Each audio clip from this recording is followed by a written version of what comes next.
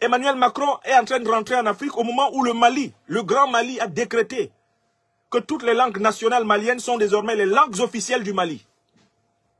Voilà ce qu'il y a dans le projet de constitution du Mali. Au moment où lui prend son avion pour venir parler de francophonie, nous on est à Devandougou, comme on dit à Abidjan. Désormais, les langues nationales africaines du Mali sont les langues officielles. Et la langue française est déclassée pour n'être qu'une langue de travail. Une langue de travail, c'est-à-dire on peut l'utiliser là où les deux personnes ne sont pas locutrices d'une même langue nationale. Autrement dit, si je parle Bambara et que je vais dans un bureau à Bamako et que je trouve quelqu'un qui parle Bambara, on n'a pas besoin.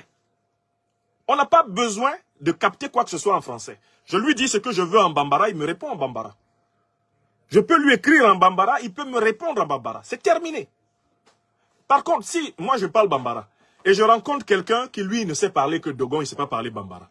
À ce moment, on utilise le français comme langue de travail. C'est tout.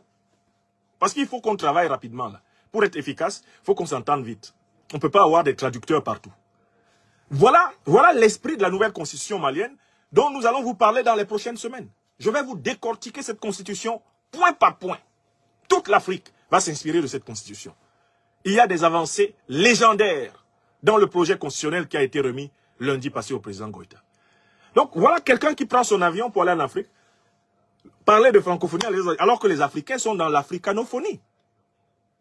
Même le ministre des Affaires étrangères d'un autocrate africain comme Faure Gnassingbé, mon vieux pote de la fac d'Abidjan, le professeur Robert Dussé-Comlan, est allé jusqu'à l'ONU pour tenir une allocution et dire que désormais en Afrique, l'objectif c'est l'africanophonie. Voilà ce qu'a dit Robert Dussé, le ministre des Affaires étrangères de Faure Gnassingbé.